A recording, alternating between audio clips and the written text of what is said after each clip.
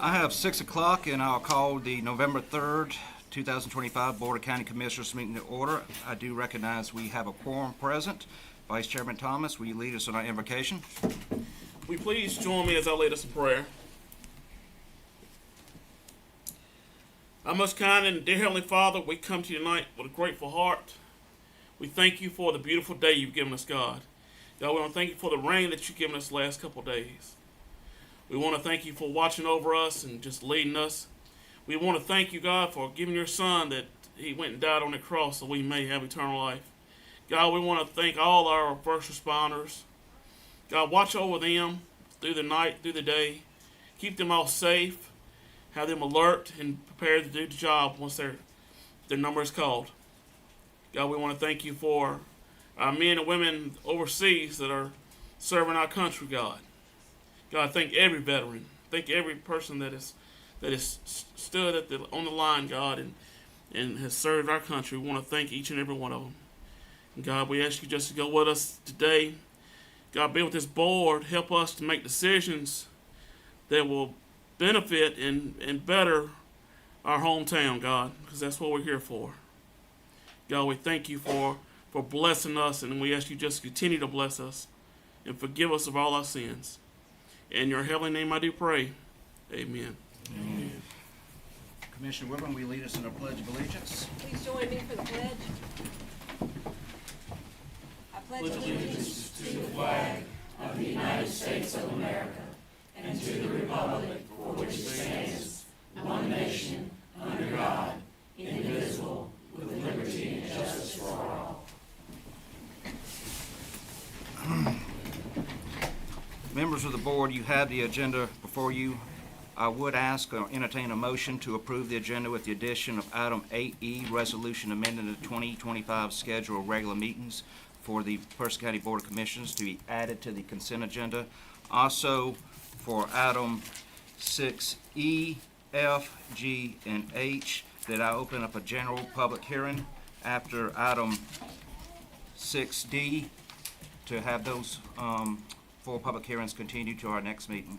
Do I have such a motion? So moved. We have a motion. Any further discussion?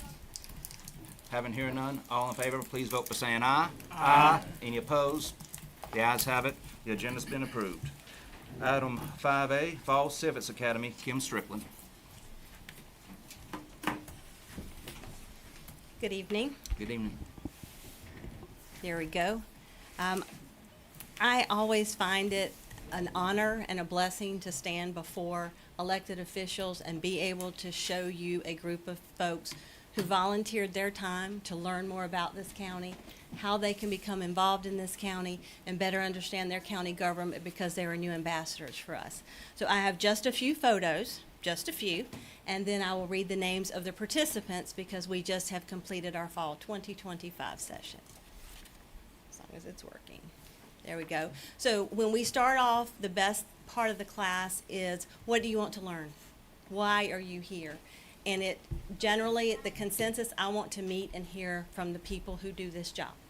So you will see photographs and you will see quotes that came from the actual evaluations each week.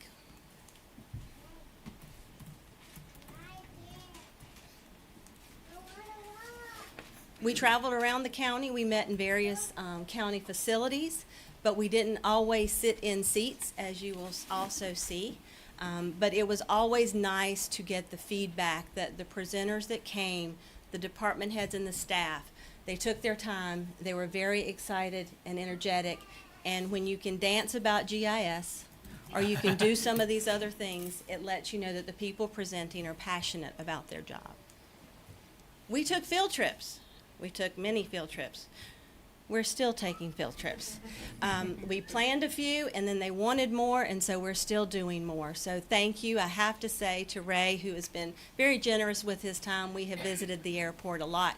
So we did take some field trips where we weren't sitting. We traveled to Mayo Park and learned from many of our department heads. But at the end of a class, when folks say, I'm most surprised because I didn't understand how much I didn't know. And then when you talk about recycling, but you put your feet on the floor of the recycling center. And that's when you feel the impact. So we had a great tour of the recycling center. And again, when we do a presentation and a department head goes through the entire part and then someone says, I want to know more. And that's why we do this academy. Everybody loves tours and field trips, so a trip to the law enforcement center is always a highlight. We did not lose anybody. I counted everybody, as far as I know. There's a few not here tonight. That one's not my responsibility. We talked about beavers. We talked about budget. We talked about all types of things in this class. But when you get to that sort of detail, Nancy, you're here, right? Yeah, Nancy, you made the cut on the picture because we talked about beavers and how much it costs to manage beavers in Person County. We didn't just sit in classrooms. We climbed in the equipment. We went on the field trips. We touched things, we viewed things, and that makes a big difference, in my opinion, when we learn.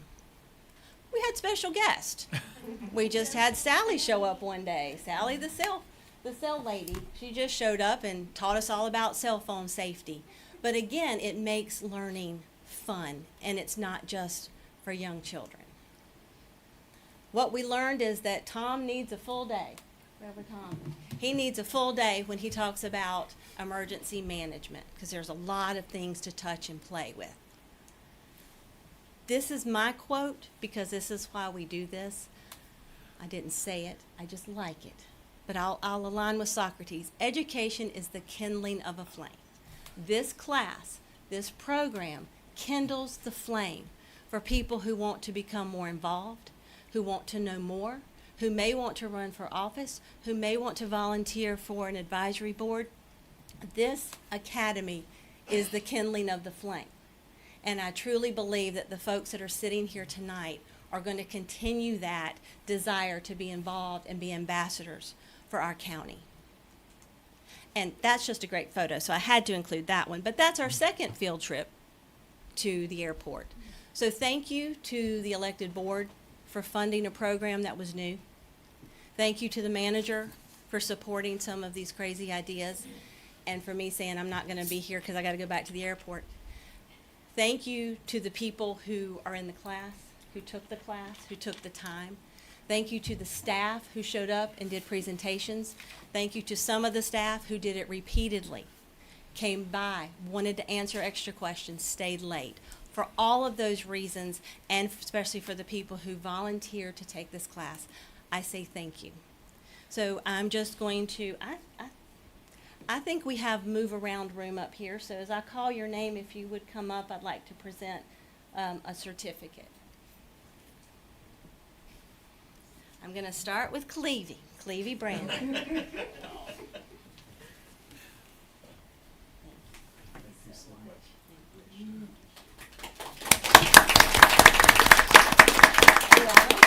Llewellyn Bryan. Want to stand? Why not? You're looking great there. You just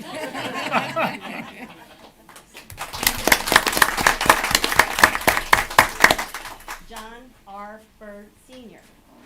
You made it. You made it.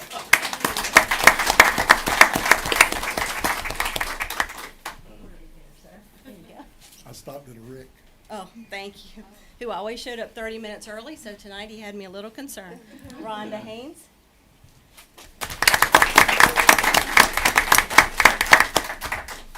Eric Hutchins. And I will say Eric is here because his wife took the first class, so that says it all. Gil Johnson.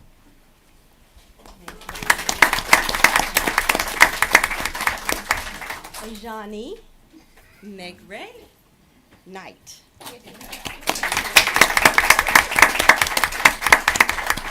Samantha is not with us tonight. She is traveling. Garrison Perkins.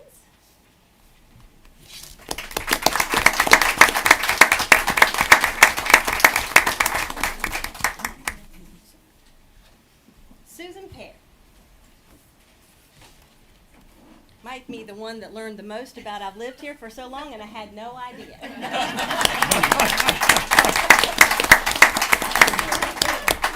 Mike Smith, who likes to be referred to as my favorite student.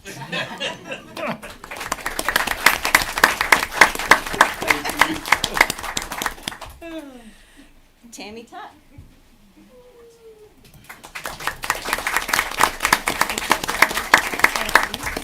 Thank you for the opportunity. Oh, absolutely, and Mia wins.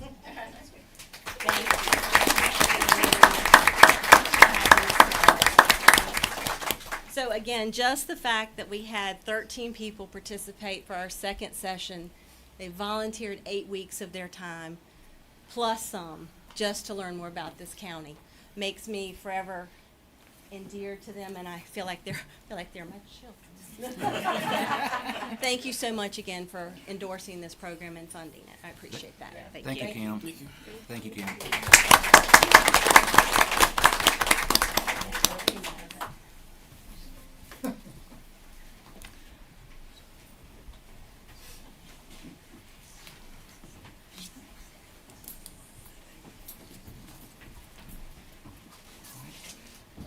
Next item, item 5B, Farm City Week Proclamation. Bo Freeman.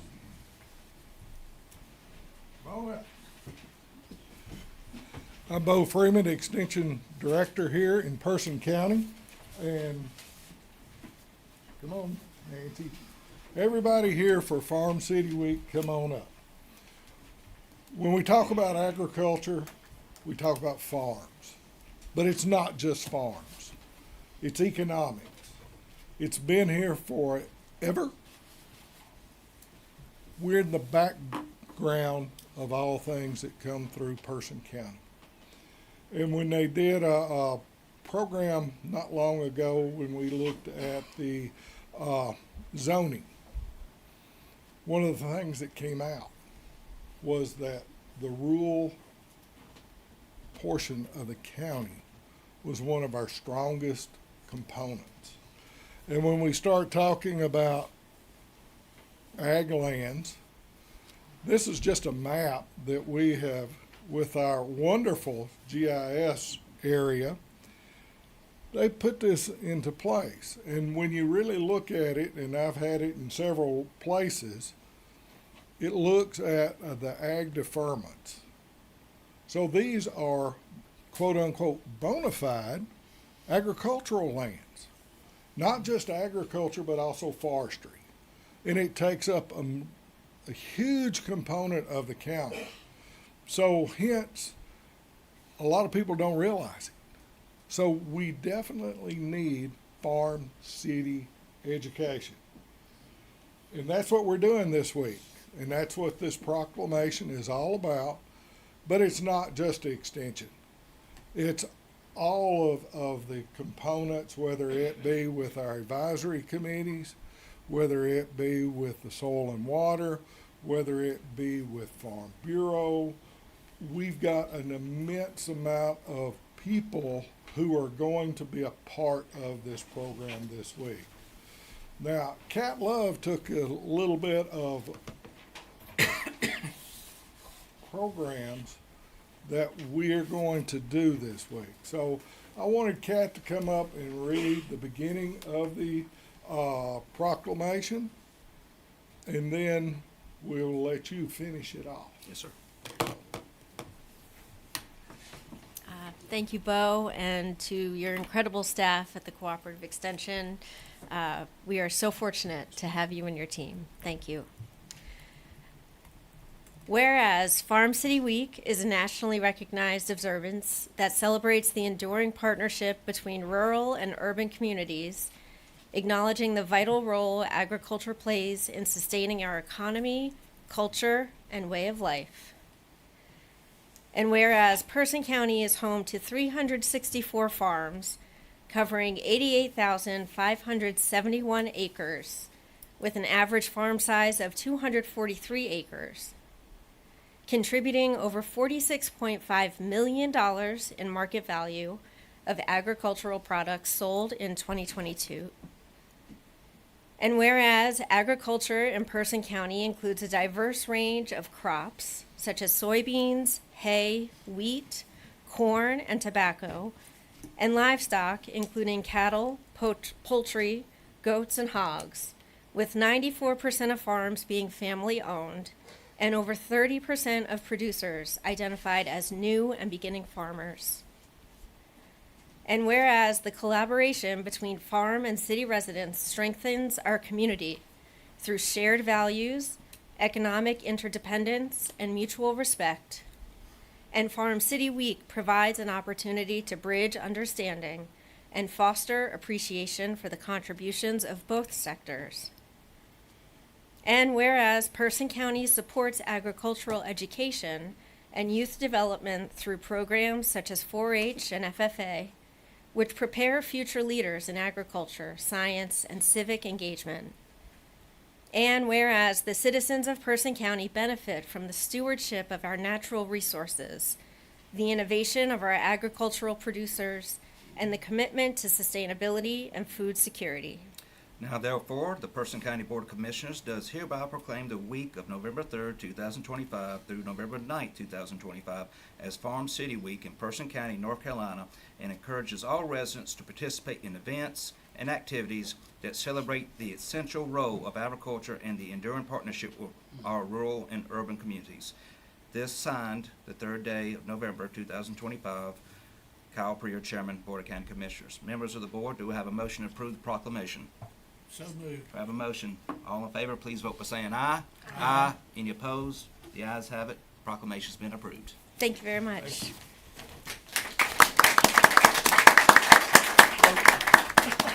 Both. Oh.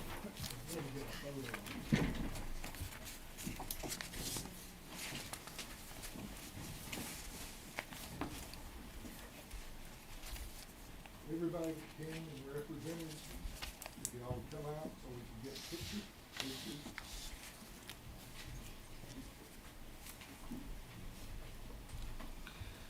All right. Item 5C, Operation Green Light for Veterans 2025 Resolution. Tom. Good evening, Commissioners. Presenting on behalf of Alan Whitlow, President of the Person County Veterans Association, is unable to be with here tonight. With me is Ronnie Jeffries, Commander for Post 138 American Legion. Kind of like to follow the same format, if that's okay with you, Chairman? Yes, sir. Okay. So this is a resolution supporting Operation Greenlight for Veterans 2025. Whereas the residents of Person County have utmost respect, appreciation, and gratitude for all the men and women who have selflessly served our country and our community in the U.S. Armed Forces and believe these service members should be granted specific recognition. And whereas the profound contributions and selfless sacrifices of those who have served in the U.S. Armed Forces are foundational to the freedom and way of life enjoyed by our citizens, and in solemn recognition of these deeds we seek to honor these individuals who have placed themselves in harm's way for the collective good. And whereas, with approximately 619,000 veterans, North Carolina has the 8th largest veteran population in the United States, making up 8% of the state's total population. And whereas approximately 300,000 service members transition to civilian communities annually nationwide, with over 20,000 transitioning to North Carolina annually. And whereas veterans continue to serve our community in various civic, religious, and community organizations, as well as through civil service and by volunteering at various community-based events. And whereas members of the Person County Veterans Council assist Person County veterans by serving as a liaison with the community and coordinating services and activities that benefit and honor local veterans and their families, and solicit information and provide updates about activities honoring veterans in our community. And whereas Person County is home to many veterans whom we wish to honor for their service and sacrifices, and this initiative raises awareness of the necessity and value of employing a dedicated veteran services officer whose role includes aiding and advocating for local veterans by helping them navigate the complexities of veteran-specific benefits, resources, and programs, and ensuring they receive the benefits and assistance they deserve. And whereas Operation Greenlight for Veterans is a national initiative launched by the National Association of Counties to demonstrate public support for our veterans. And whereas the initiative encourages residents and businesses to display a green light in their windows from November 4th to the 11th, 2025, to let veterans know they are seen, appreciated, and supported. Whereas lighting our buildings green serves as a visible symbol of hope and gratitude, sparking conversations about the importance of supporting veterans as they transition back into civilian life. And therefore, be it resolved that having officially been designated as green light for Veteran County, Person County hereby declares November 4th through 11th, 2025, a time to salute and honor the service and sacrifice of the men and women who have served in the military of these United States of America. And therefore, be it further resolved that in observance of Operation Greenlight 2025, the Person County Board of Commissioners encourages its citizens and businesses to recognize the importance of honoring all those who made immeasurable sacrifices to preserve our freedom by displaying green lights at their place of businesses or residence from November 4th through November the 11th, 2025, adopted this third day of November 2025 by the Person County Board of Commissioners, signed Kyle Preer, Chairman of the Board of Commissioners. Members of the board, do I have a motion to approve the resolution? So moved. We have a motion. All in favor, please vote by saying aye. Aye. Any opposed? The ayes have it. The resolution's been approved. Thank you, Commissioner.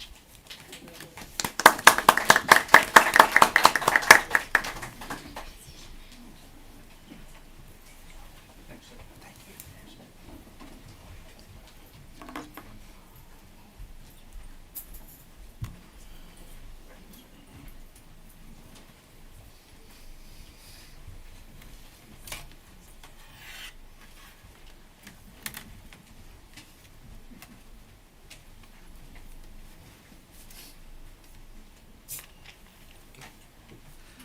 All right.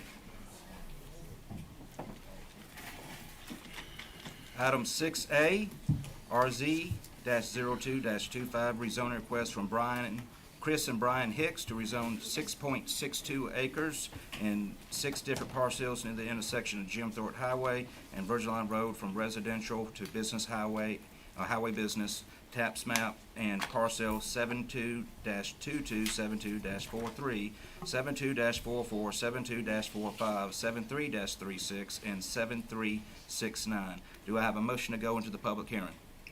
I have a motion. All in favor, please vote by saying aye. Aye. Any opposed? The ayes have it. We're now in the public hearing. Margaret. Good evening. So that pretty well sums up the request. I'm not sure, is Mr. Hicks here? Mr. Hicks is not here this evening, so the property owner is not represented. He did come to the planning board and spoke at their meeting that they had in October. The planning board did review this at their first October meeting. Their recommendation was to recommend to approve the request. The vote was 4-2. I think you've got a number of people signed up to speak. I have one person. A lot of the comments at the public hearing, I tried to summarize them in your agenda packet, were from on behalf of the church that is nearby and has a cemetery nearby, and the impact of potentially having those commercial properties have active commercial uses on it in close proximity to their cemetery. One of the properties in the application, I hope you noticed it I actually do have a presentation, if I would go through it. Sorry, folks. So it's these 6 parcels at the intersection of Virgilina and 15501 North. That you can see that one of the parcels is, the clicker is not behaving. Okay, one of the parcels is already partially zoned B1. That was done a number of years ago. And just to make it easier to have that property develop, it's better for the entire parcel to have one zoning classification. So that is why that one parcel is showing partially zoned commercial and partially residential. And then this is in a growth area under the future land use plan map for all 6 parcels. The cemetery I referred to is adjacent on Providence Cemetery Road, just to the east of the parcels 7336. I'm here to answer questions if you've got. Do the members of the board have any questions?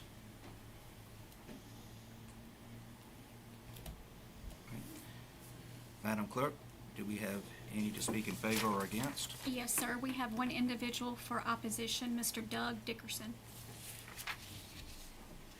If you will, at this time, I'd like to give my spot to our pastor. Would it be okay? Sir, normally, once you signed up, it would be, You have the time advertised at 7 instead of 6. According to your letter, it says 7 o'clock. okay. Yes, So, sir. that's the only reason I'm late, was because Yes, sir. I thought I was early, and it turned out I was late. Yes, sir. But, I am the interim pastor at Providence Baptist Church, but I am a lifetime member there. I grew up there in that church, and, my family has grown up there in that church over the years.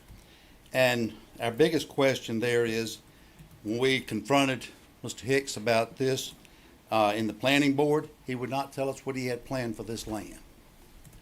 Once it's got zoned commercial, that's a done deal.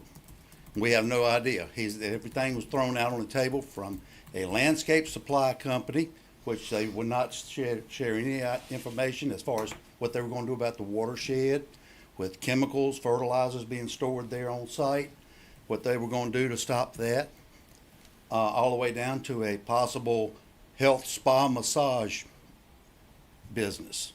So, and everything in between. So we are very concerned there with the church.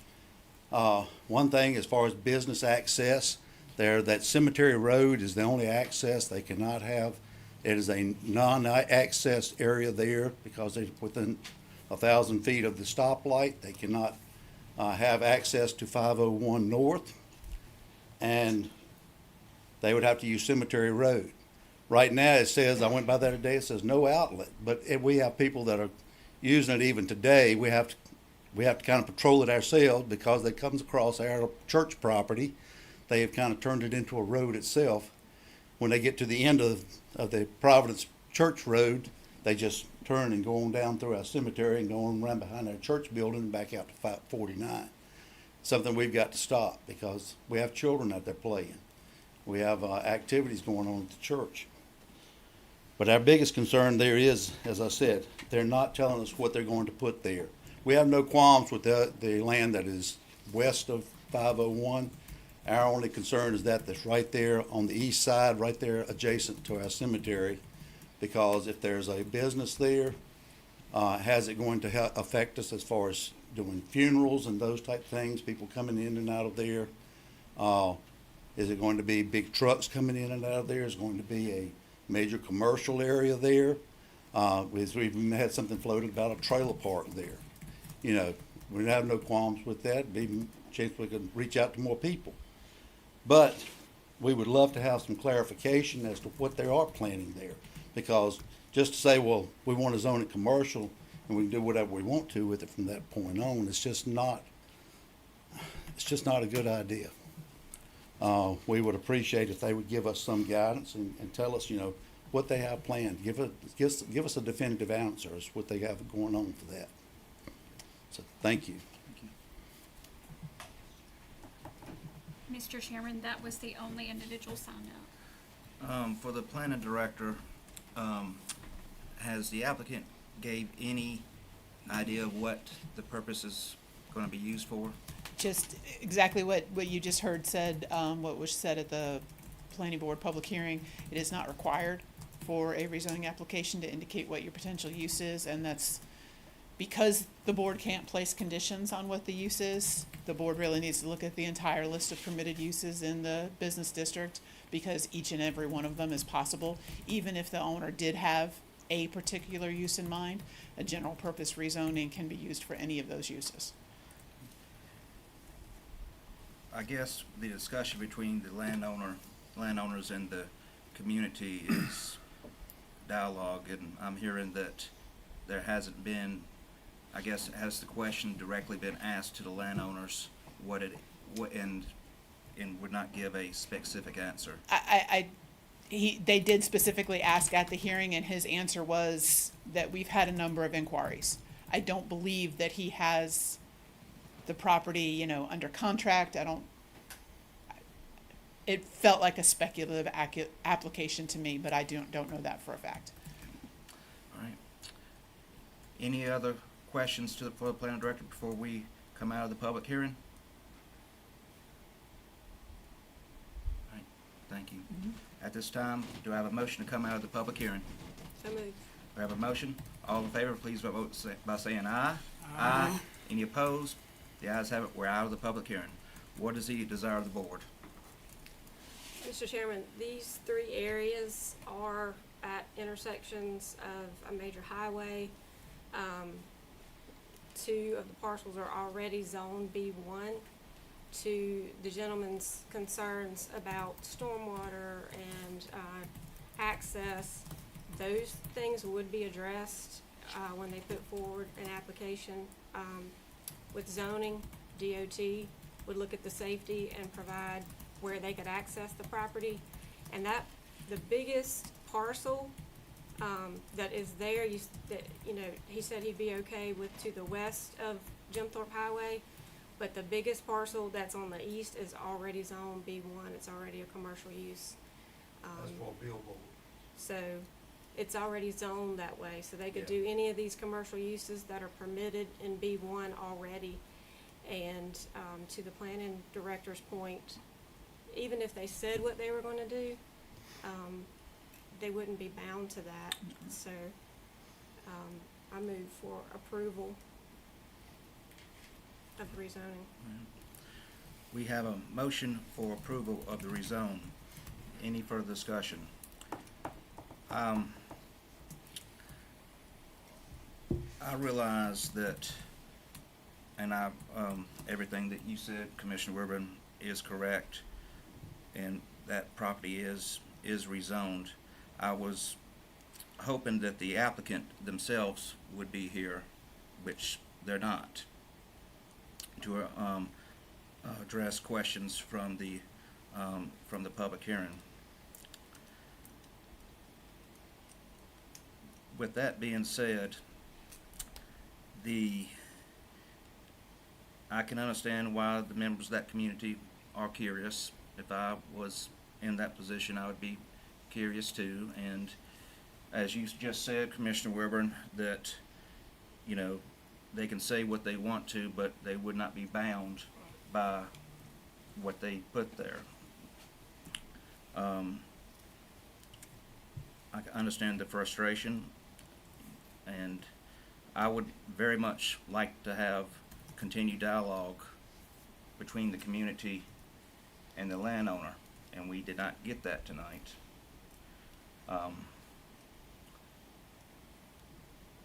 Until something more concrete has come up,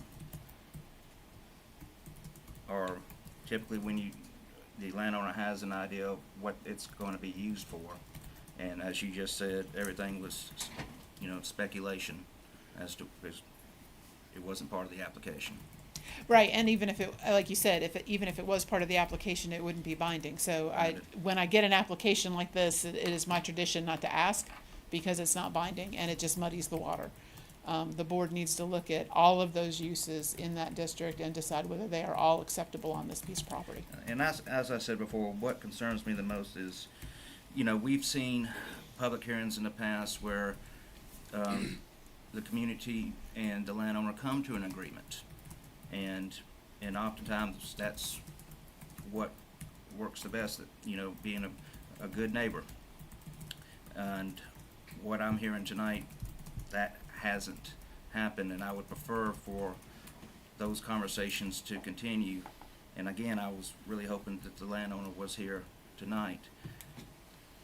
I can only speak for myself because I'm only one member of this board, and I fully respect everything that you said, Commissioner Urban, is sound and logical, but in my gut feeling, I would like there to have been more dialogue, because once it's done, it's done. So, I'm not comfortable with approval on it.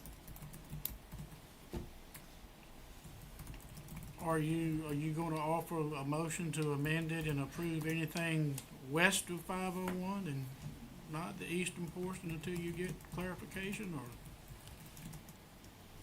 all or nothing? Well, the motion was I'm just for, the asking. motion was for approval. I'm not offering a substitute motion. So the motion is an up or down vote on that. I agree with Chairman Pereira, given the fact, of course, as Commissioner Wilburn explained, but looking at, like he said, there's children playing in that area, that one area with the cemetery and the access roads. I just wish I had a little bit more information from the applicant here, from Chris and Brian Hicks, to see, just a little bit more information.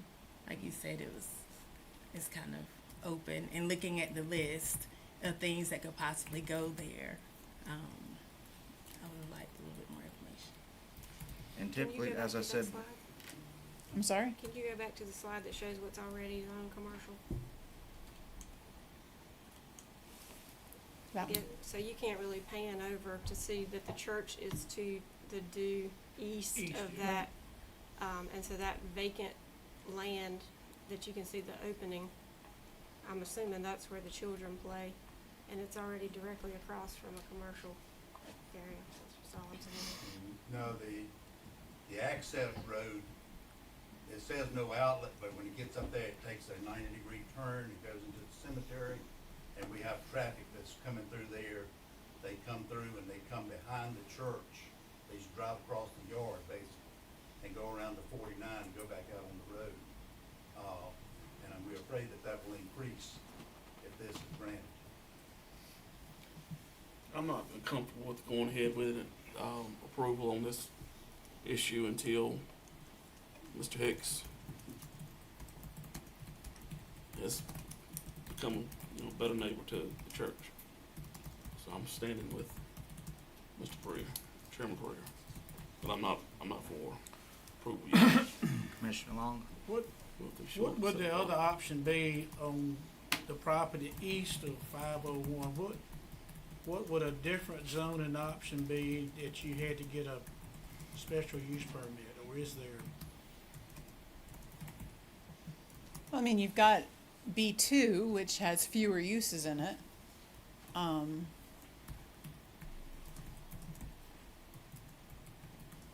trying to figure out a way we can address everybody's concern, the landowner and the adjacent property owners, to give them some. I'm not sure that your ordinance is really robust enough to give too many options. Your general purpose districts are very, very broad.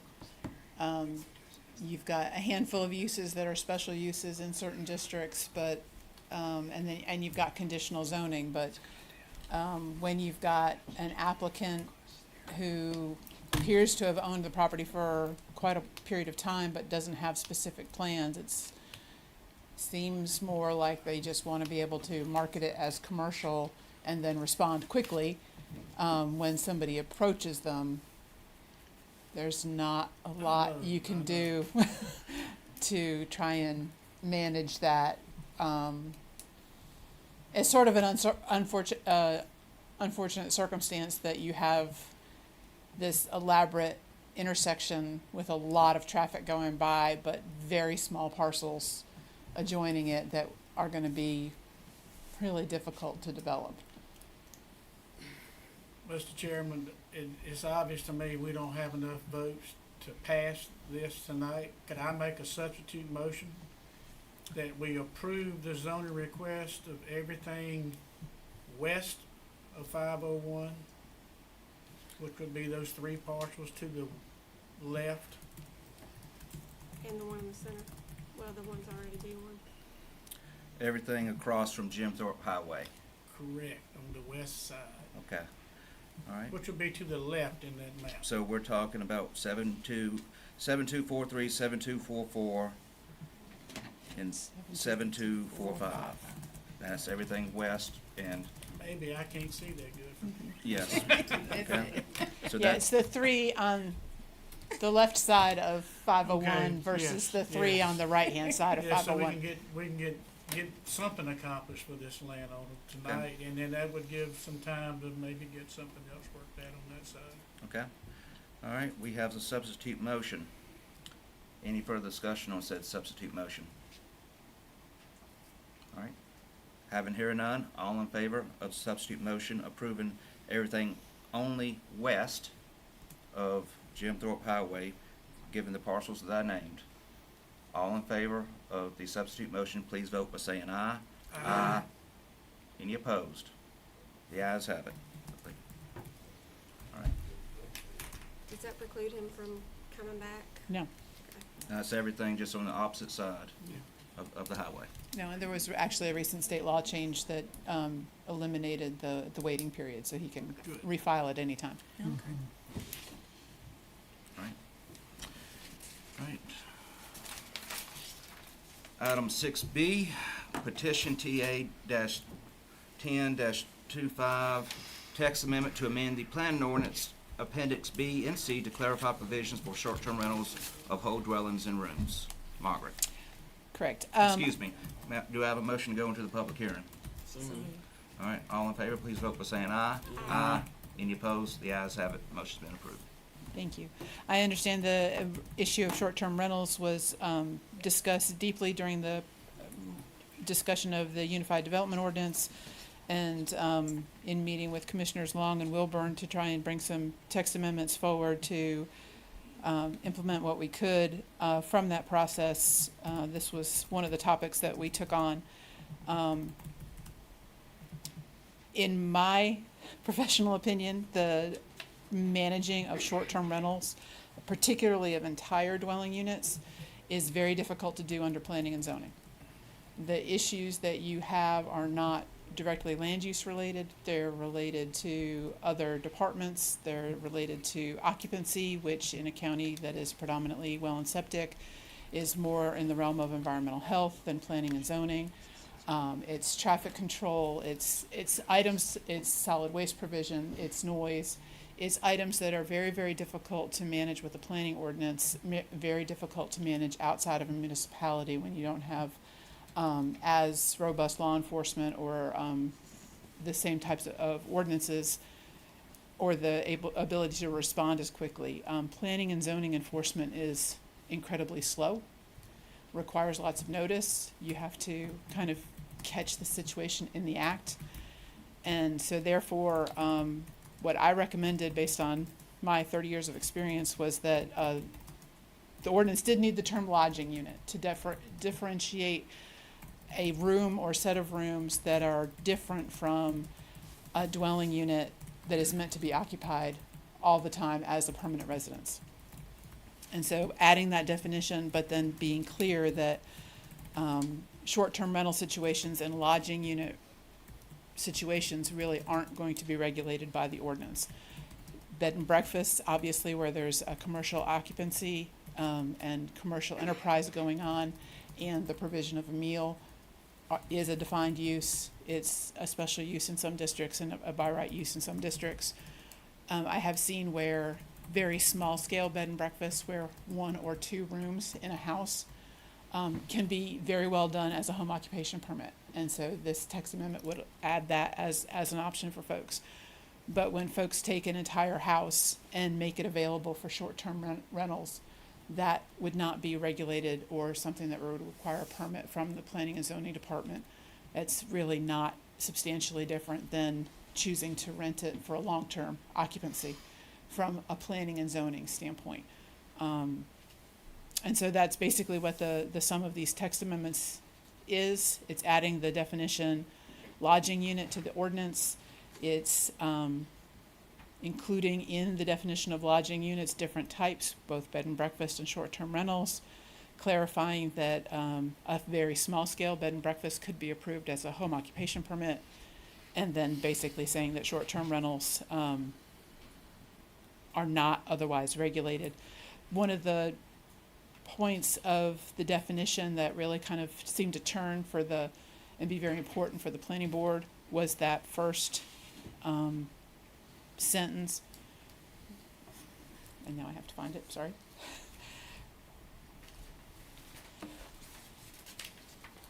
or a dwelling unit or defined rooms intended for one family and separated from other dwelling or lodging units that might be in the same structure and meant for temporary human occupation without defining how long a term of temporary is. And then saying that lodging units are occupied by residents who have a permanent home to which they intend to return. Just to make it very clear that this is for transient occupancy. And that these terms are also defined by state law and have guidance in the state law. But that's the sum of the text amendment, is to add the definition of lodging unit, bed and breakfast and short-term rentals to the ordinance, and then define that lodging units are permitted in all the zoning districts. And the planning board did review this October 9th. They recommended approval after taking some adjustment and clarifying the differences in the definition, and the vote was 4-2. Any questions for the director? All right. Madam Clerk, do we have any in favor or against? Yes, sir, we have 2 individuals in opposition. Okay. Ms. Maureen LaQuay. Yes, thank you. I'm not 100% certain that what this public hearing is about is what I'm concerned about, but I live in Timberlake, and I've been there for 18 years. And in the past probably 4 or 5 years, there have been parties held on farm property with thousands. The latest one from NC Central, thousands of people walking down the roads, blocking the roads. The ones that have been held previously, there was such loud noise and music. I live probably a mile and a half from where these take place, and I could hear it clearly like I was there. People wandering the roads. I mean, I don't know for certain if they're drunk. I would assume they are, since they're walking down roads that they don't know where they're going. They could get hit, they could get killed. At this last one, there was somebody drinking that drove the car of 3 or 4 people, and there was an accident, and people were hurt. They were thrown out the back window. But there's a lot of things going on at these parties that I don't want in my neighborhood. I can't see why anybody would want it. I don't know how it's allowed. And I'd like to have the commissioners, I don't know the right terms. I'm sorry, I've never been to a commissioners meeting before, but to stop these parties from happening. It's ludicrous what is going on, and I don't know why it's allowed. And one of my other concerns is that if these are allowed to continue, that my property and other neighbors' properties' values are going to go down, because nobody wants to live beside us. And I don't know where any of you live or how close you are to this property, but if you live there, close to it, I think you would be objecting to it as well. Thank you. Next speaker we have is Wendy Gentry. Hi, how are y'all? So I know this is dealing with short-term rentals, which I'm also concerned about the same property, which, considering that this has been all over the news, so I'm hoping you guys know a little bit about what has taken place. But the property is A43-7. The address is 2510 Barry Pierce Road in Timberlake. These parties are majority being held by fraternity and sororities. I know because it's adjacent from our property. So if anybody is totally affected by this, we are, but it's also affecting other people in the community that is not happy with the circumstances that have taken place over the last 3 to 4 years. I hope you guys will take time to look at WRAL articles of what has been going on, the extent of it, and considering that we have another university that has discovered this property, who had their 2025 oil spill, fraternity party for homecoming for NCCU, with approximately 5,000 people. Not only brought by bus, but they were also parked on every road within 5 miles from this property. This is just the beginning, because 911 calls are public knowledge, and unfortunately I couldn't get my hands on those before I came tonight. But you guys should have that documentation of toxicity reports that have come from these parties, not only recent, but the ones in the past, and OD that come from these parties. Obviously, DWI that came from this party where 2 people were ejected from the vehicle. This is just the beginning. I'm sure other things have taken place. I've had other people in the community that have seen sexual activity on the side of the road as students were waiting for bus to be picked up to take back to Duke University. With the activity that's taken place, you have fraternities and sororities that's main purpose of using this property is to have massive parties that are not allowed in their own communities, in their own counties. Google it, you can find it. Duke has detached themselves from the university due to the trouble they have gotten into for these parties. Why are we allowing it in Person County to take place and not put guidelines, restrictions, better things in place to prevent properties that are short-term rentals such as this from having these parties? I hope you guys will take all the information that is available. Jason Wilburn, I met with him on Friday.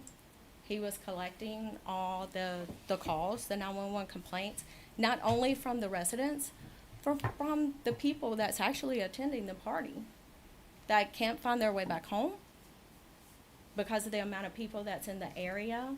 They can't get cell service when the cell tower is close to the land property. So therefore, they're just left there, unable, scared, and not sure what to do. These parties are blocking our roadways where first responders cannot get through as a result of October the 22nd. We had first responders that was trying to get through, couldn't even get through. Then when they did, they had oncoming traffic that was heading to the party that turned in front of the first responder who fishtailed and luckily didn't hit the deputies on the side of the road, a first responder on the side of the road, or myself and my daughter.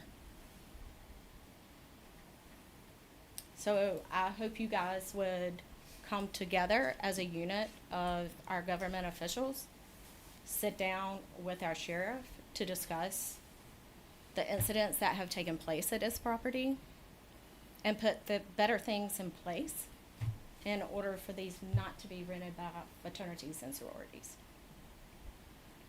Because they are not, this particular property right now cannot move forward until they file a special use permit. And I hope you guys will look at all the information, because from my understanding, that permit will be submitted by the property owner to continue. And I hope that y'all would look at all the information that has come of the incidents at these parties and the interference with traffic and people's lives at risk, because eventually there's going to be a fatality. So I appreciate your time and hope that if this permit is submitted, you would take all things into consideration before approval. Thank you. Thank you. Mr. Chairman, that concludes the sign up for that public hearing. Any further questions for the planning director? Yes, would you address whether that issue is related to this particular item? It is not. Okay. It is not. The lodging units and short-term rentals implies a family coming to stay, to sleep on the premises. The the planning board specifically excluded the ability for events to happen at short-term rentals from the definition. So we have a separate use that's called an event center. That would be the use that this property owner needs to apply for. So this is completely separate, and the text amendment tonight would have no impact on what happened on that property, or how that special use permit would be reviewed. Okay, so approving this would not. Has no impact. Would not allow or prohibit. Nope. Not related, okay. Thank you. Mhm. Right. Do I have a motion to come out? Any further questions? Do I have a motion to come out of the public hearing? So moved. All right, all in favor, please vote by saying aye. Aye. Any opposed? The ayes have it, we're now out of the public hearing. What is the desire of the board? Make a motion to approve the text amendment to amend the planning ordinance appendix B and C to clarify provisions for short-term rentals of whole dwellings and rooms. I will comment not on your motion, but as part of discussion that was relevant to the comments that were made just now. I do think it's important that we look at preventing those type of events from occurring in the county. I know you're departing as the director, so we have a new director coming in, and that we can put more teeth into preventing that from happening again. Yeah, there's ways to manage events like Okay. what happened. It's just that it hadn't been managed here previously. I would like to, it's not part of your motion, but just have the county manager speak with the new planning director to look at these ways of preventing those events from occurring in Person County going forth. And just, if you would, report back to the board, and we can go and start the process to start preventive measures from events like that from occurring again. Thank you. Thank you. Appreciate it. All right, we have a motion. Any further discussion? Having heard none, all in favor, please vote by saying aye. Aye. Any opposed? The ayes have it. The motion's been approved. Item 6C, petition TA-11-25, text amendment to amend the planning ordinance Appendix C to allow camper RV parks as a by right use in the RC district, subject to new requirements added as section 80-4. Margaret? Oh, motion to go into public hearing. So moved. All right, all in favor, please vote by saying aye. Aye. Any opposed? The ayes have it. We are now in the public hearing. Thank you. So this was a request that came forward from, again, my discussions with Commissioners Long and Wilburn, to amend the permitted use table and set up camper RV parks as a by right use in the RC district, and make a few amendments to the standards that apply to that use when it is a special use in other districts. Those requests were to, or those requirements were to maintain the 2-acre lot size, maintain the density of having 2,500 square feet of land for each proposed parking space, having a 50-foot planted buffer around the perimeter when the property fronted on a US or NC highway, and then requiring that the sites be stabilized, the parking pads of either pavement or gravel, and have an off-street parking space, and then have standards for sanitary, drinking, toilet, and bath facilities. And so those basically duplicate the standards that exist for when an RV park is a special use in other districts, but then would allow it as a by right use, copying these districts into a new section of the ordinance. Now, this gets a little complicated when I tell you what the planning board recommended. So the planning board conducted their public hearing. Their recommendation was to not allow this use as a by right use in the RC district, but to introduce it as a special use in the GI district, thinking that perhaps some of these large employment companies that are coming in for construction would set up temporary RV parks on their sites on some of the land that they don't need for their actual construction to manage the housing needed for their construction workers. They also, but they wanted that to be a special use. So the planning board's recommendation does not create a by right classification for RV parks. It keeps them as a special use in all districts. There was also some adjustments to the perimeter buffer. In the course of reviewing this amendment, we got some feedback related to another text amendment that said perhaps the buffer requirement that we had in the ordinance that specified the number of plants that would be within 500 square feet was a little too robust and the plants wouldn't actually survive. So the planning board recommended that that buffer not be copied over and required other places if it wasn't going to work, but to say that a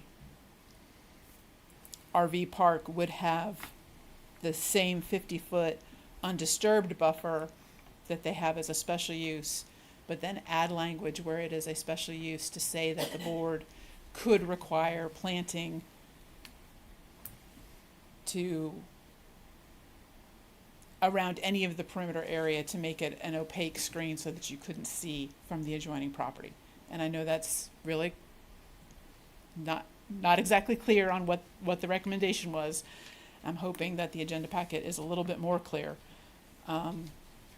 Again, the planning board's recommendation was to allow the camper RV vehicle park as a special use in GI, not create it as a by right use anywhere, and then adjust the language about buffering to keep the minimum 50-foot undisturbed buffer from all property lines, which is the current standard. But add language to say that the permit issuing authority may require plantings within the buffer at the time of the permit review, depending on the quality and opacity of existing landscaping and visibility of the site from adjoining uses or roadways. So I know it's not as crisp and clean as we might like to have. There was a lot of discussion by the planning board. They actually talked about it at 2 different meetings. They were not unanimous in their recommendation, and it was over whether or not the buffer would be required to be planted. That the difference between the vote being unanimous or being 5-1. So I'll try and answer any questions that you have, because again, I realize it's not crystal clear, and it is a rather different recommendation than the language that was put forward. One question, and I think I know the answer, but I'll just want to be crystal clear on it.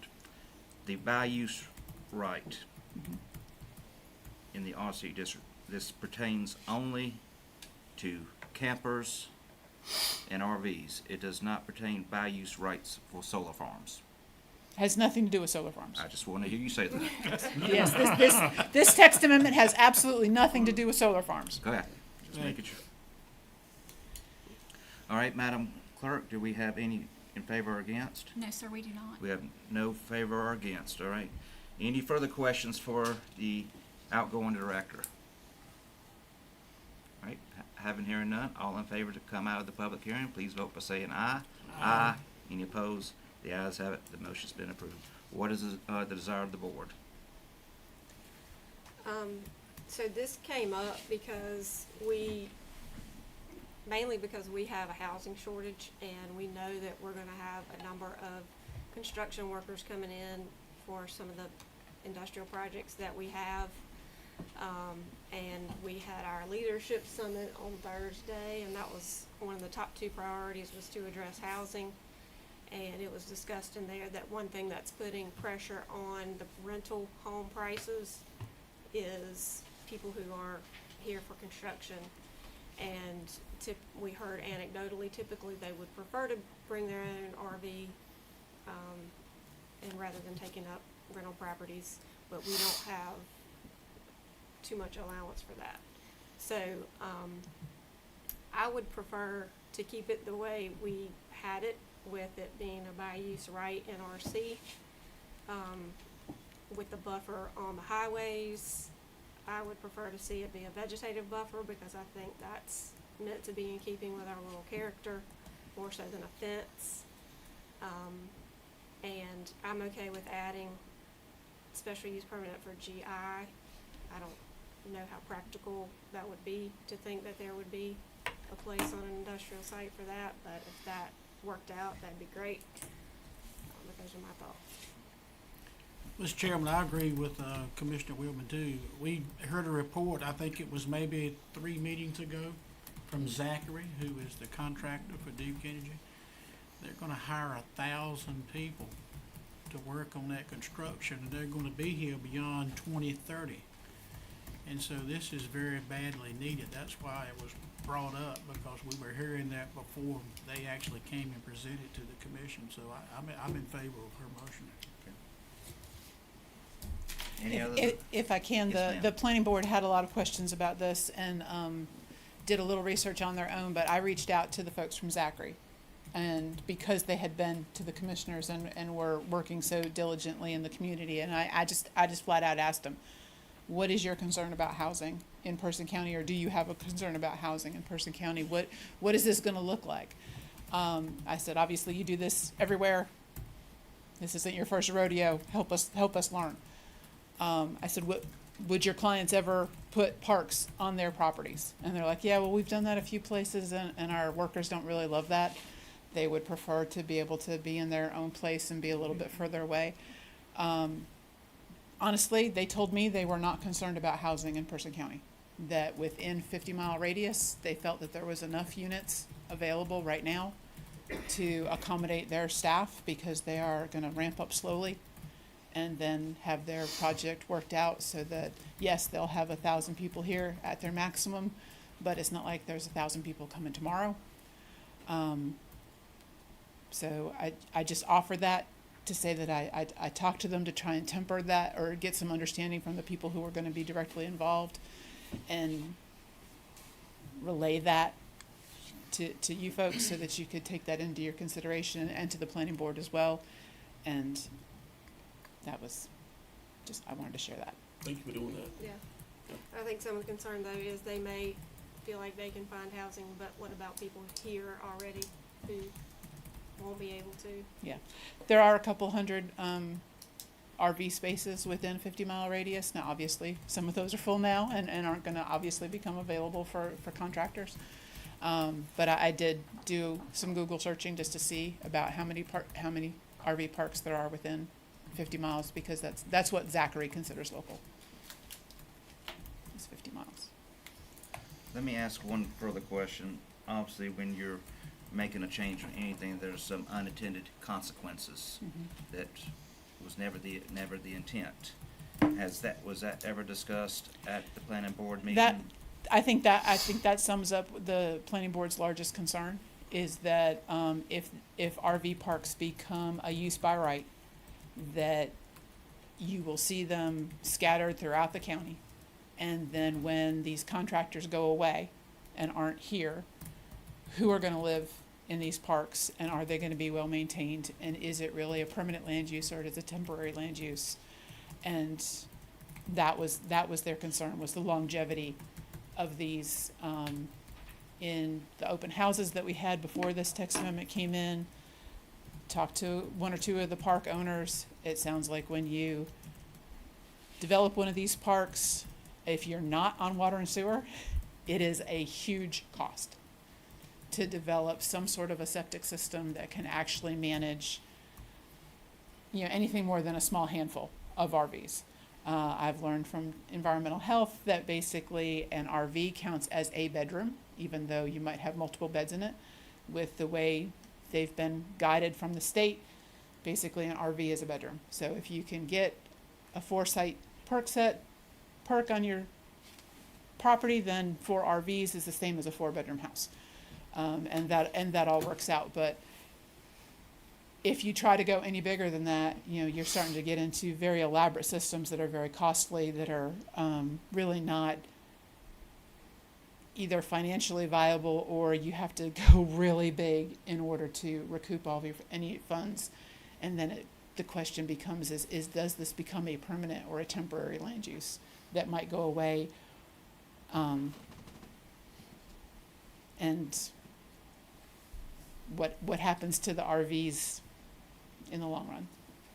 That was my question or Our- concern. Our RVs are not really meant to be full-time dwelling units. I realize a lot of people use them as full-time dwelling units, but they are not held to the same standard. They're not built to the same standard. They are not meant to be permanent dwellings.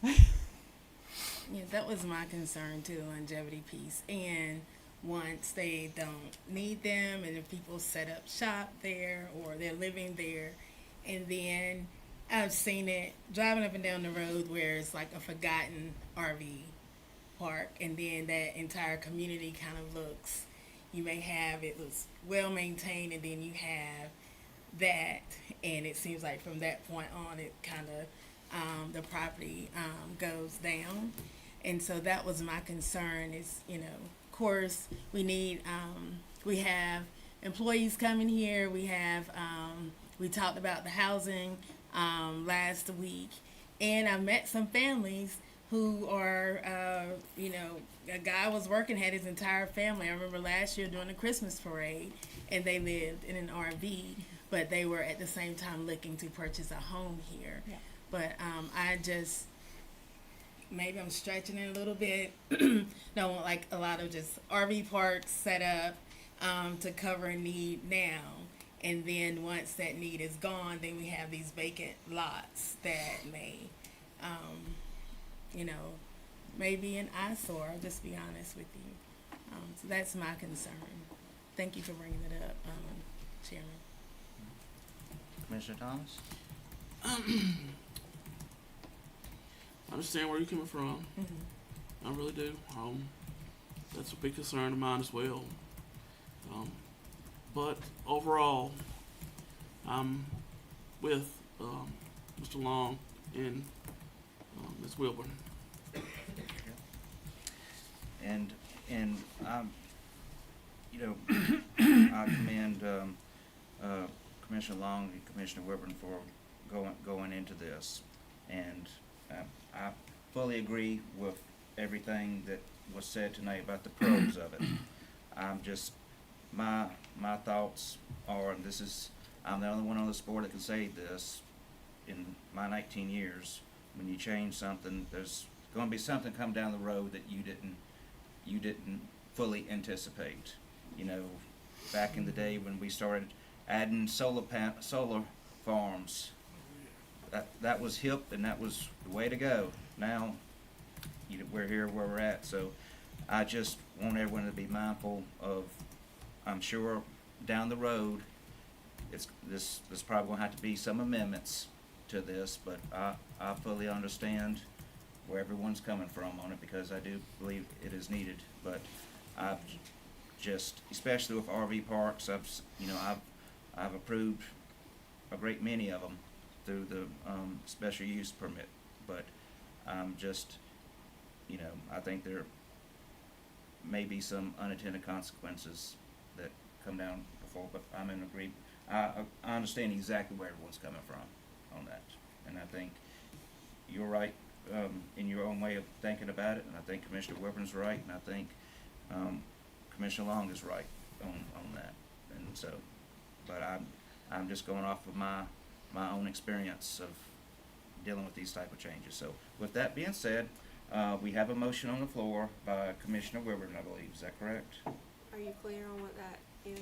Well, I just want to, that's why I want to restate it, to basically approve what the original proposal was, to allow RV parks as a use by right in the RC district, with the written standards that are basically mirror what they are for when a park is a special use. So it's still the 2-acre minimum lot size, still the 2,500 square feet of land area for each parking space, the minimum the minimum 50-foot undisturbed buffer from all property lines, which is what it is when it's a special use, and then it be planted when that buffer is along a US or NC highway to the standard that is already defined in the ordinance. And each parking space has to be stabilized with either gravel or paved, has to have one off-street parking space, and then the spacing standards for drinking, toilet, and bath facilities.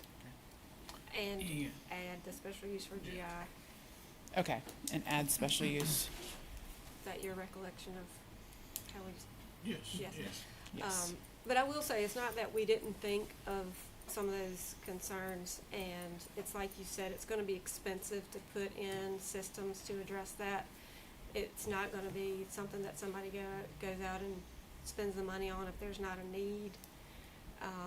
And then if the need goes away, they are removable, and there will be that buffer on the highways. That's meant to keep that rural character along the highways. Okay.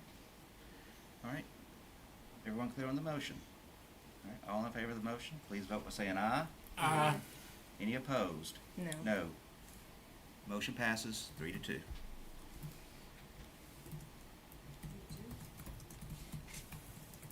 Ma'am? Who was the other, Myself and Commissioner Royster.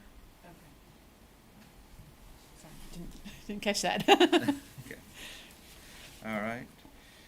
Item 6D, petition TA-14-25, text amendment to amend the planning ordinance section 155 to assign review of special use permits to the Board of Adjustment rather than the Board of Commissioners. Margaret. Motion to go into the public hearing. So moved. All right. All in favor, please vote by saying aye. Aye. Any opposed? Ayes have it. Now in the public hearing. So that, it's a pretty cut and dry text amendment. Right now, special use permits are reviewed by the Board of Commissioners, by themselves as a quasi judicial public hearing. The quasi judicial public hearing is required by state law, and, the Board of Adjustment also conducts quasi judicial public hearings when they're looking at variances and appeals. So it is not uncommon for the Board of Adjustment to be assigned the review of special use permits. State law allows for them to be assigned to the commissioners, to a planning board, or the Board of Adjustment in any way, as long as you are going with a quasi-judicial public hearing process. The planning board did have a public hearing on this. No one spoke. The vote was 4-2 to recommend denial. Basically, the planning board was looking for a little bit more guidance on why this was being assigned to the Board of Adjustment as opposed to them, or the two-step process that it used to be of going from the planning board to the Board of Commissioners. They were just looking for a little bit more guidance so that they could determine whether or not it was consistent with the plan. Manager Kathy was there to talk about the reasons that we've all talked about before, but they wanted a little bit more information. So the recommendation is to not approve the amendment, but you do have an ordinance that would approve this change. There is one provision one place where Board of Adjustment cannot be changed. So special use permits and vested rights, an applicant can apply for both together in section 155-5. Right now it says that you could apply jointly for both the special use permit and vested rights when the permit is going before the Board of Commissioners. Only the Board of Commissioners can grant vested rights. So we'll change that word from jointly to concurrently, so that if someone wanted to apply for both, they would go to the Board of Adjustment for their special use permit and come to the Board of Commissioners for their vested right. So it does make that small provision just a little bit clunky, but it also makes it consistent with state law, which is important. Any questions for the director? I will say I was one of the ones that asked this to be looked into, because this was the way it was done years ago with the Board of Adjustment handling the special use permits, and sometime around 2010, 2011, that particular board decided to change it for them to oversee all the special use permits. I don't think the timing's right for transitioning it over to the Board of Adjustment. You've got a Board of Adjustment who just met for the first time in 5 years, and to throw that on them at this point, they probably didn't know what they were signing up for if they knew we were going to put the special use permit authority in their hands. And I don't, like I said, I don't think the timing's right at this point to transition over to that. I totally agree. Do we have any? Oh, We do. motion, okay, what is the, We have one individual signed up in opposition of. okay, Mr. Scott McKinney.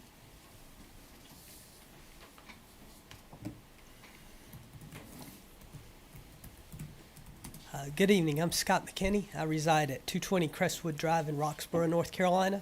As chair of the Person County Economic Development Commission, I'm not in favor of petition TA-14-25 that would assign review of special use permit requests to the Board of Adjustment rather than the Board of Commissioners. My stance is consistent with the recommendation from your planning board to not approve this amendment. As EDC chair, I support Person County Economic Development Director Brandy Lynch as she engages with existing Person County businesses and with companies interested in locating in the county. As Person County Commissioners, members of the Roxborough City Council, and members of the Economic Development Commission learned last Thursday at our Leadership Summit, most new jobs are created by the expansion of existing industries. Developers and site consultants favor communities that exhibit a cooperative spirit by adopting and implementing planning ordinances that protect the interests of all. The ordinances and the interpretation of them should ensure property owners enjoy the least restrictive use of their land possible that does not infringe upon the property rights of others or harm the community. By their very nature, a special use permit requires a competent board to balance those interests and render a decision based upon relevant evidence. Reasonable and appropriate conditions and safeguards may be imposed upon special use permits that are granted. It seems more appropriate for elected officials rather than appointees to exercise that authority. Person County Commissioners are best positioned to handle special use requests in a professional manner that protects the interests of all. Person County Commissioners are responsible for promoting the orderly and efficient administration of county affairs. In addition to managing finances, ensuring the safety and welfare of residents, and funding public education, you are responsible for land use planning ultimately. While delegating the important responsibility of hearing special use requests to an appointed board would no doubt lighten future meeting agendas for you, I believe this would not be in the best interest of our community. I respectfully request that you embrace this important aspect of your county commissioner responsibilities and reject petition TA-14-25. Thank you. thank you. He was the only individual, Mr. Chairman. Okay. Any further questions for the director? All right, having hearing none, do I have a motion to come out of the public hearing? So moved. All in favor, please vote by saying aye. Aye. Any opposed? The ayes have it. I've already given my opinion, so, what is the desire of the board? I was gonna say, when we talked about this before, I felt that it was a good idea because, unfortunately, when people come before an elected body, it seems impossible for politics not to come into play, and I think people, landowners and developers, should be able to get, as fair a hearing as possible. But with that said, if we were going to move this to the Board of Adjustment, I think that Dr. McKinney is right, that we have been selected by the voters, and we have a majority new board here from the time those people were appointed. So if we were to move it, I would want to see us five be able to appoint those board members, because we would be accountable to the public, so we should have the say of who we appoint to those positions. So with those things in mind, I'm kind of agnostic to which way we go tonight. Any other discussion? All right. What is the desire of the board?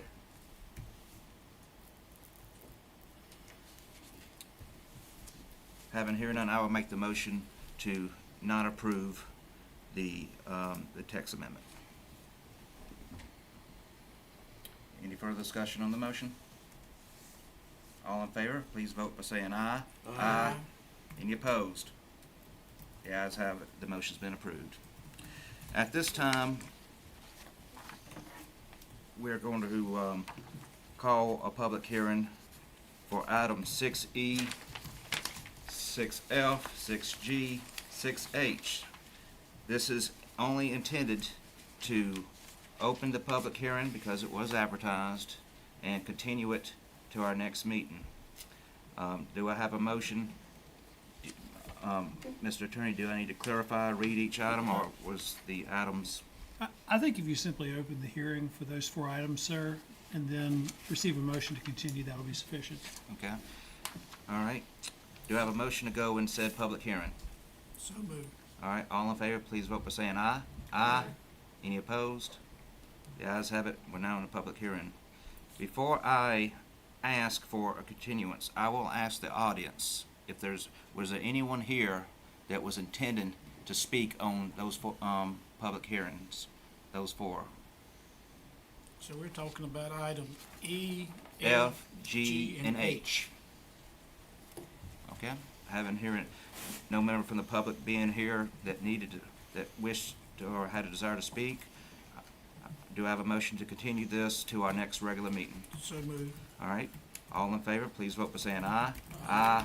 Any opposed? The ayes have it. The public hearing has been continued to our next regular meeting in November. And, Mr. Chairman, is the intention to hold 4 separate public hearings? The intention is to have 4 separate public hearings at the time. Thank you, sir. Okay. All right, informal comment period, item 7. If I could just briefly, I just want to thank the commissioners, that this is my last meeting with you tonight. I'll be leaving the employment of the county on Friday. I just wanted to thank you for the opportunity and let you know that you have a wonderful staff here. I think we've got you a good staff going forward, and just wanted to thank you for the support. Thank you for all that you've done. Yeah, we want to thank you Yes. because you got us over a hump that's, we've been climbing for 3 years in the community.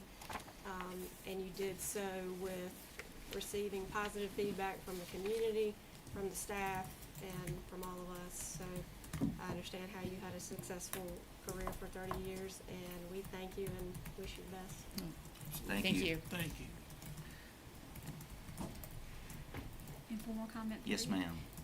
Yes, sir, we do have 4 individuals. All right, we have 4 individuals. We normally have a 10-minute period per speaker, 3 minutes per speaker. Is that okay with the board? Can I hear the buzzer? T, can we please hear the buzzer?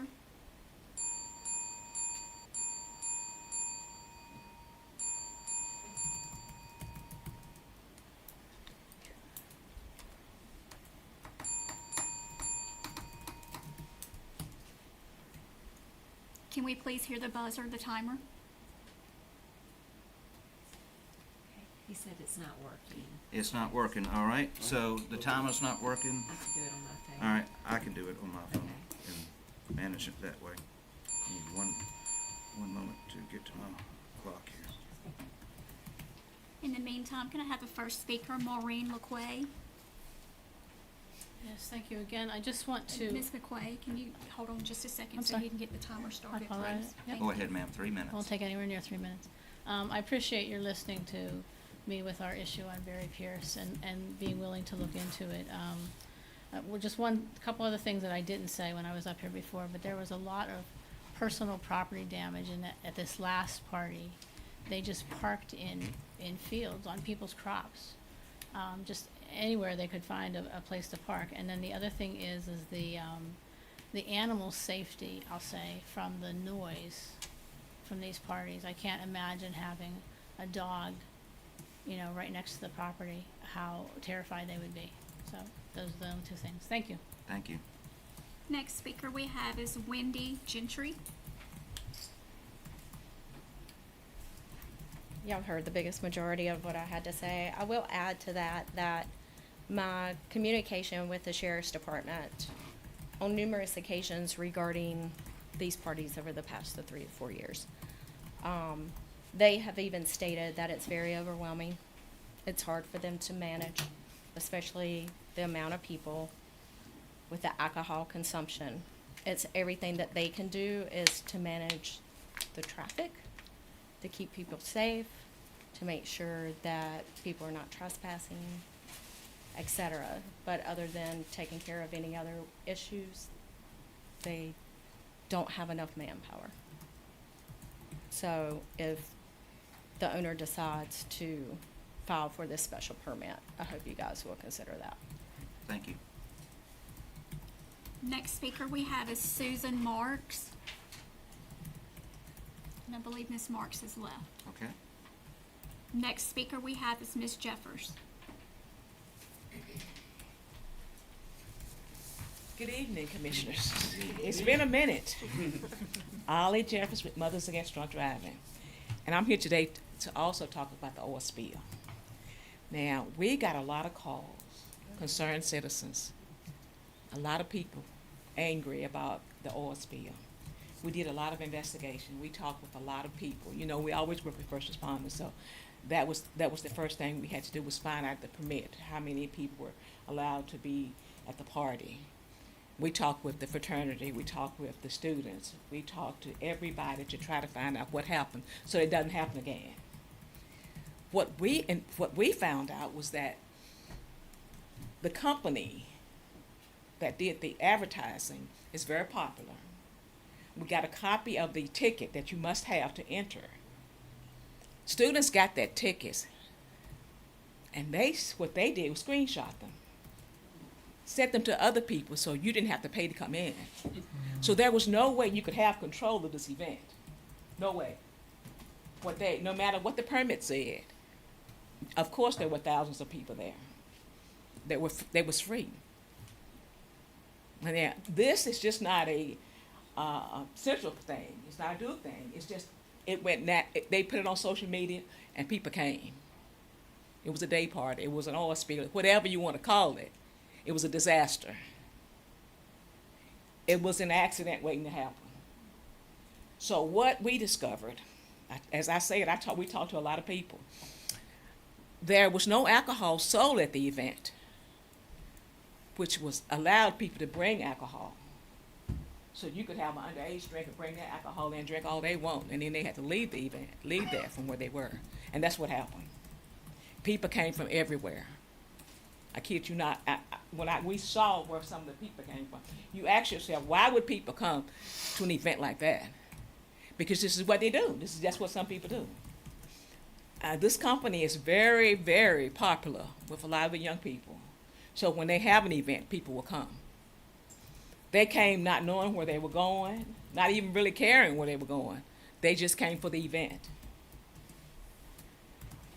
It's mind-boggling to me, and it's troublesome to know that we got this was allowed to happen in our community, and the fact that they just photoshopped everything, just say, hey, you come, everybody come, and then alcohol was open. You bring your own alcohol.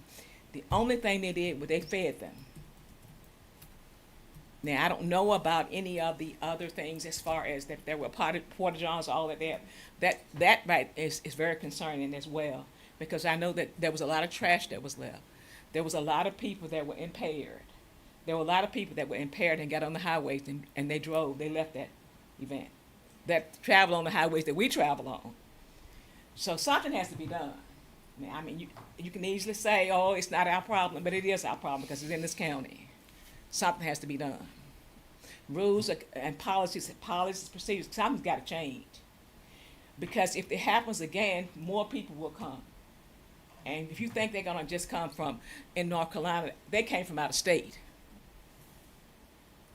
They didn't, and nobody checked to see if they had tickets. Even though the ticket says that we got a copy of the ticket. It says ticket, you must have a ticket. They didn't even check. Nobody checked. Nobody checked on the ages. Nobody checked on anything. Nobody checked to see if anybody was impaired before they left. None of that was done. You could just go, stay there for hours, and leave. So I asked one of the students, I said, why did y'all choose that place? And they said, because it's out of the way from law enforcement. They wanted to have a party that's out of the way for law enforcement. Well, you know, we work with law enforcement. Right? I've talked with the trooper that investigated the crash that happened. It's an accident waiting to happen.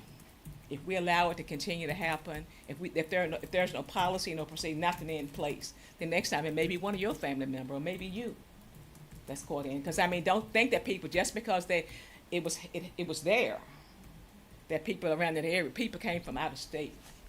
People came from everywhere to an oil spill. Well, I had to do my homework to find out what an oil spill was, because when you tell me about an oil spill, I thought it was an oil spill. I did. Because when you started talking, like, what's she talking about? the oil spill, it's an oil spill, but it's a popular thing among our team, students. They came from everywhere. They told us that. Yes, we investigated. We talked to a lot of, we talked to the fraternity that sponsored it.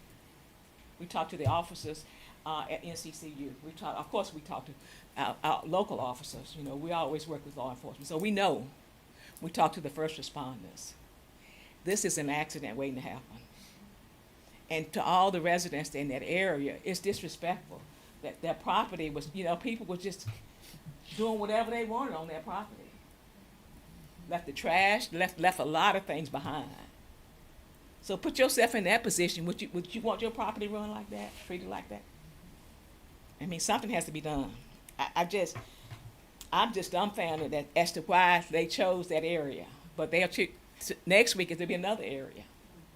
There's no way you can control how many people are going to be there, unless it's more. You have policies in place. You make sure that there's someone there to take a ticket. Make sure if you sell a ticket, the ticket has a number or something that you can verify. None of that was done. Ma'am, you're over 6 minutes right now. I'm over 6 minutes. I'm sorry. I gave you additional 3 since the other person. Because you know I wasn't need here. it. Yes, ma'am. You know I needed that. We know you. You know I needed that. Well, lastly, okay, I had one more point to make.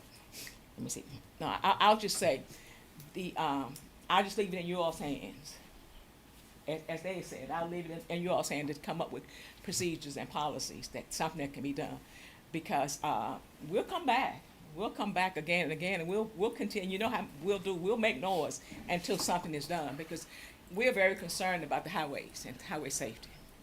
Thank you. Thank you. Can I add to that? Ma'am, I'm sorry, public comment period. You're welcome. Okay. You're welcome to after the meeting's over to speak with the individual commissioners. I love to. Absolutely, yes, ma'am. All right. That concludes our sign-up portion for informal comments. Okay. All right. So next item is item 8: discussion, adjustment, approval of consent agenda. Any discussion or adjustment? All right. Having here none, do I have a motion to approve? So moved. All in favor, please vote by saying aye. Aye. Any opposed? The ayes have it. Consent agenda has been approved. Chairman's comments. I just want to thank everyone that attended the Economic Summit last week. I think Commissioner Weaver did an outstanding job of organizing it. It was a great 3 hours. It was very well attended too. So I just want to commend you for that, and took a lot out of it, and I hope it's something that we can continue to have going forward. Also, just remind, we already know this is Farm City Week.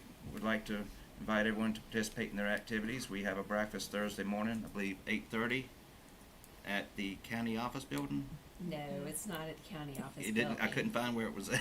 It's at the Tim's Farm, I believe. I don't know the address off Oh, the the top of Tom's- my okay. head. On I Johnny think Jones Road in Timberlake. Okay, I know it 150 plus typically is. registered for Typically that it's at the event. auditorium. Okay. All right. And again, and then next week we have the Veterans Parade, as well as their ceremony on Tuesday at the Memorial Park. That concludes my comments. County Manager. And this evening, you also approved the Operation Greenlight Proclamation. So the county office buildings will be participating in this acknowledgement of our veterans by displaying green lights in many of our county facilities. That will be beginning tomorrow and running for the following week. So we'll work with our departments to get those lights out, and thank you, Ray, for taking the lead on that. And I do want to mention that and share with the public in the agenda, the consent agenda, the board did approve a meeting schedule amendment, which changes the November 17th meeting to November 18th at 9 a.m. So that'll be a Tuesday morning meeting rather than Monday for the next meeting, and that information will be posted on the county website and communicated to the public. And then, as I've shared with the board previously, and just to give the public an update, you've heard some about the party that took place on Barry Pierce Road. And the following morning, we as a county staff did become aware that this particular property had been promoting itself through various websites as an events venue. It appears to be a commercial establishment that meets the definition under our ordinance of an event center. And with that being the case, in a residential zoning district, an event center would require approval of a special use permit. And so there is a process outlined in our planning ordinance for a property owner to apply, and that is a very public process that's open to public participation. The board could consider, if they were to approve such a use, deeming it compatible in that particular district, certain conditions on that permit. So again, that is a process that would need to be followed, and based on the information that is available to us, that is what I have communicated to the property owner as needing to be done if there is a desire to continue operating an event center at that particular location. And so we do, within our planning ordinance, have various zoning districts with various uses identified. But if someone is to operate a commercial event center, they would need to have that permitted through whichever process is provided for in the planning ordinance. So that has been communicated, and I would encourage any neighbors, if you have future concerns on that particular site or others, that there are events being held there that are creating a possible zoning violation, that you communicate that to our planning director, Nish Trivedi, who is here in the audience still tonight, and we have a code enforcement officer who can assist in investigating those complaints going forward. Thank you. Vice Chairman Thomas? Yeah, absolutely. I would like to thank everyone for coming out tonight, especially speaking on this college party that we had on Barry Pierce Road. I had numerous landowners contact me, and they were mad, and I understand they had every right to be mad. People were just not disrespectful. They were, just going on their property and just being totally disrespectful. And I'm glad to hear that we have something in place where we don't pass the buck. The buck will stop here. So hopefully we can get a handle on this. And like she said, did they file for special use from this last party? Well, no, a special use permit would be applicable to the land use. So if an event center were to be permitted, then it can operate going forward to host special events within whatever parameters have been set for doing so. In this particular case, there was not a permit in place for events to be held at this site. So that being said, you have to contact our planning director, and that's one of those situations where unless he's notified, nothing's can be done. So whenever it happens, just immediately call him. And I would like to say, Kyle, the Veterans Parade starts Saturday morning at 10 o'clock. It's uptown Roxboro. You're going to start at the tax office and go to the Person County Museum of History. So that's Saturday at 10 o'clock.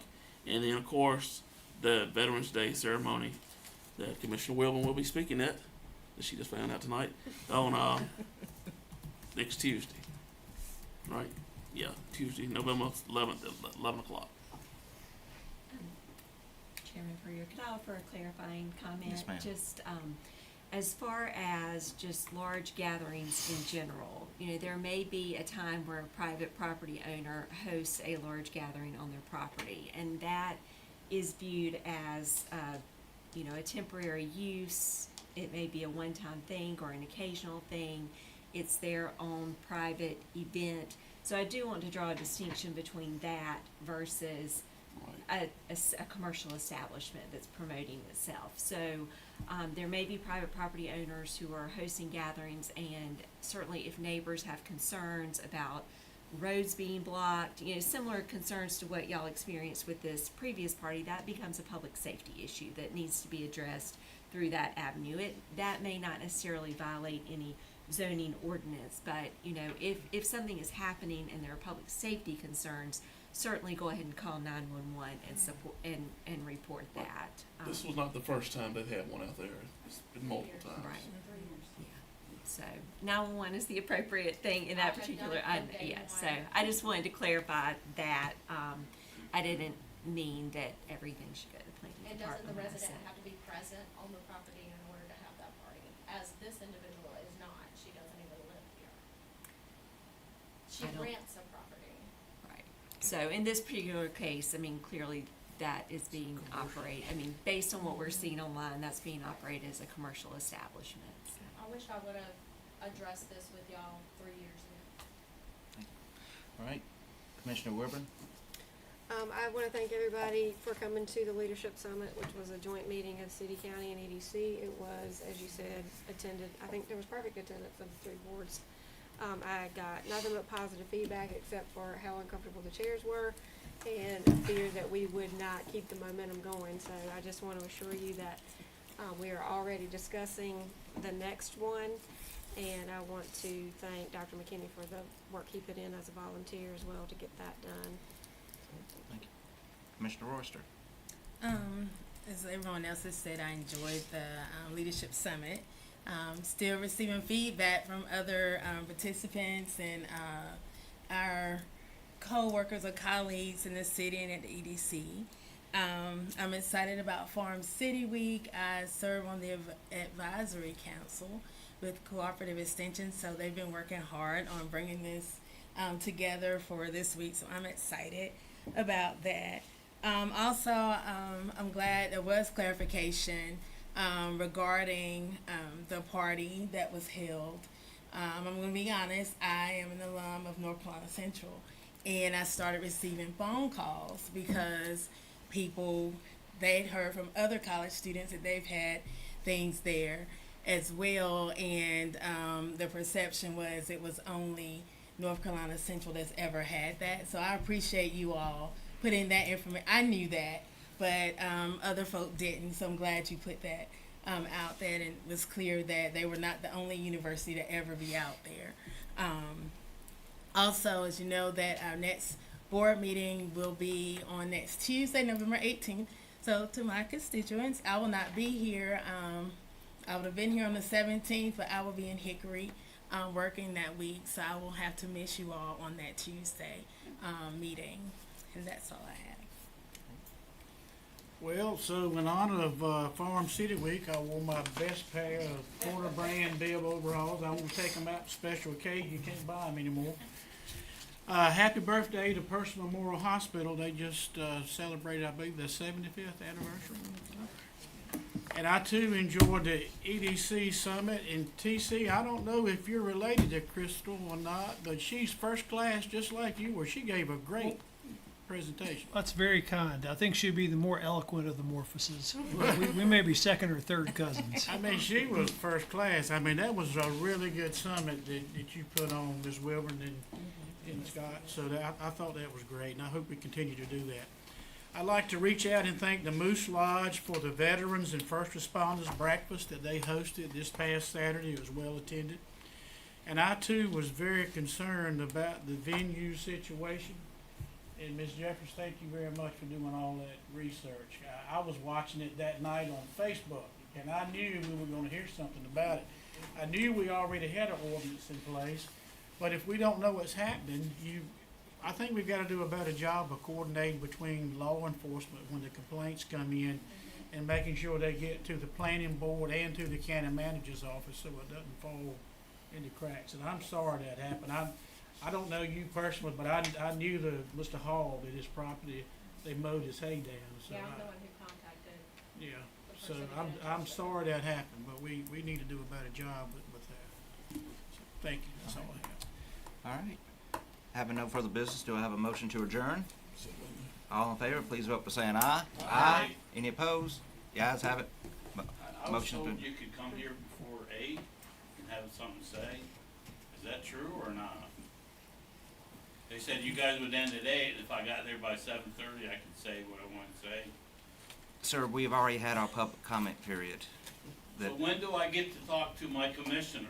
you can talk to us as soon as this meeting's over with. We're glad to talk to you. All of you at the same time? We're gonna be around, yes, sir. All right. Having here none, we have the vote. Meeting is adjourned.